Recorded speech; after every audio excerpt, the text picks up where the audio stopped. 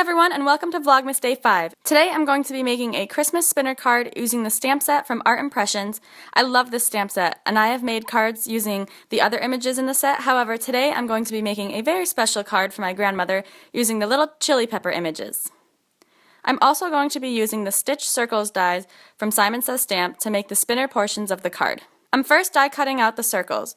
Now for each spinner portion you're going to need 2 circles, so in total I have 2 of the large ones and 4 of the small ones to make 1 large spinner element and 2 smaller elements. So once I have those all cut, I'm using my Misty stamping tool to stamp on my images.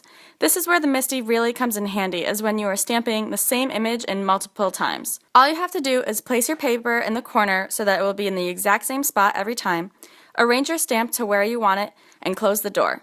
This ensures that your stamped image will be stamped in the exact same spot on every piece of paper.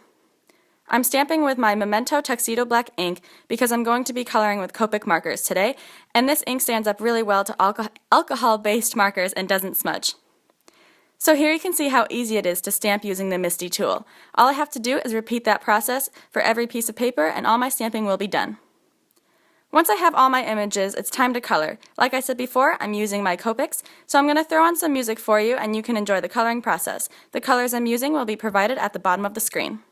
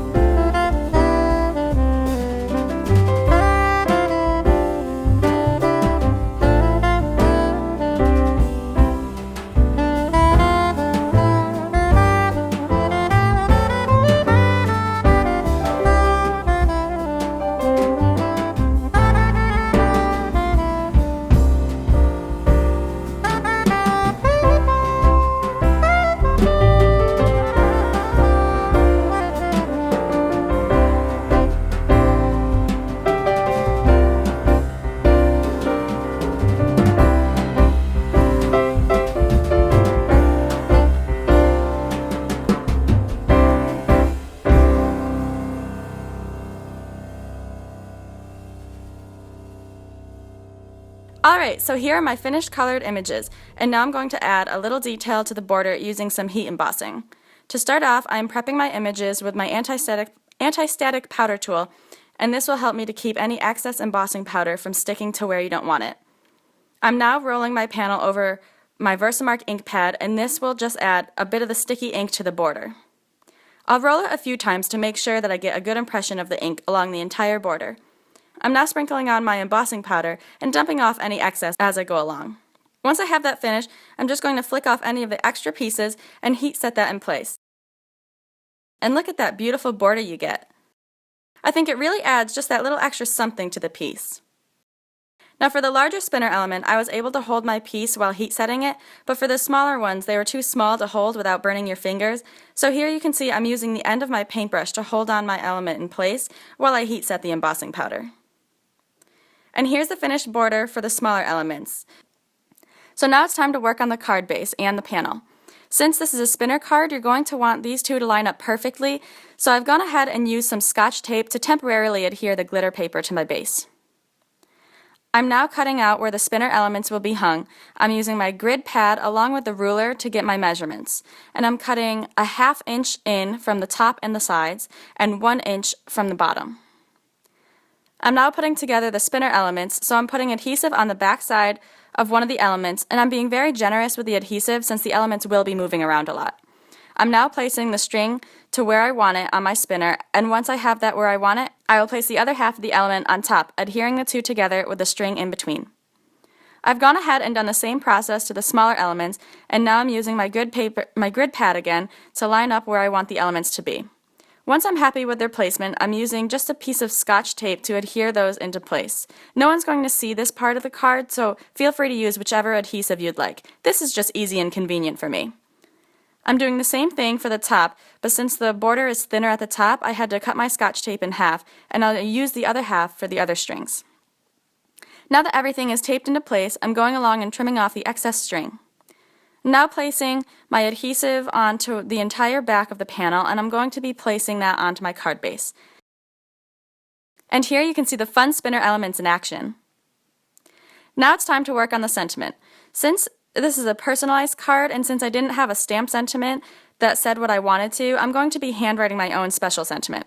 I've sketched out what I want it to say, and now I'm going over it with my Pigma, I think that's how you say it, Pigma Fine Brush Marker.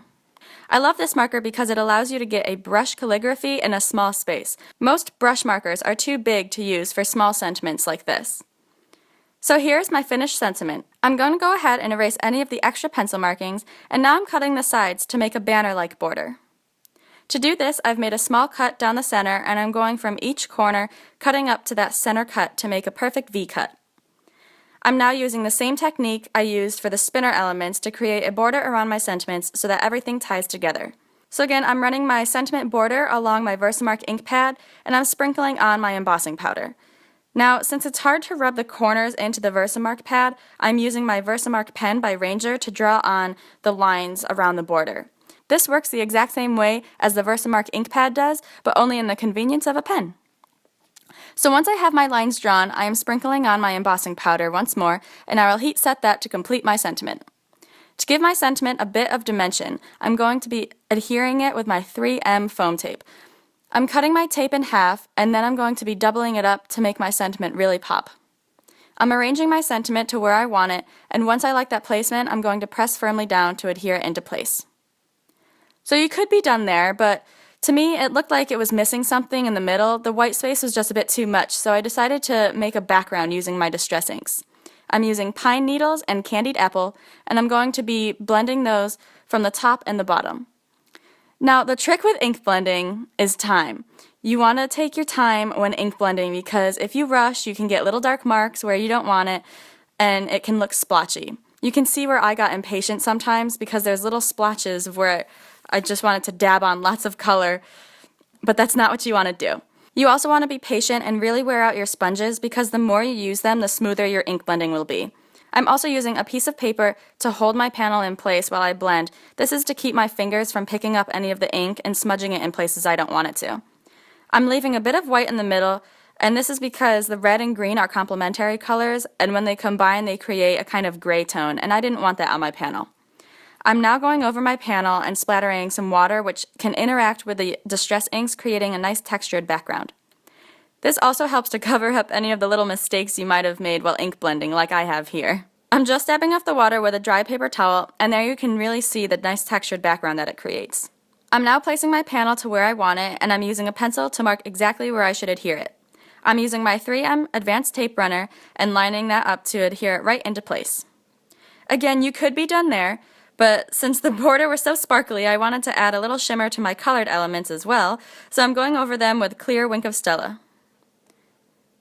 I'm winding up my spinner elements, which is what you'll want to do before placing it in the mail so that when the recipient opens the card, they'll be able to see those spinner elements in action. And that finishes up my holiday spinner card. I hope you enjoyed Vlogmas Day 5. Make sure to come back tomorrow for more festive crafting, and don't forget to subscribe so that you'll be notified when new videos go up. Thanks again for joining me today. I hope you have a wonderful holiday, and I will see you guys next time.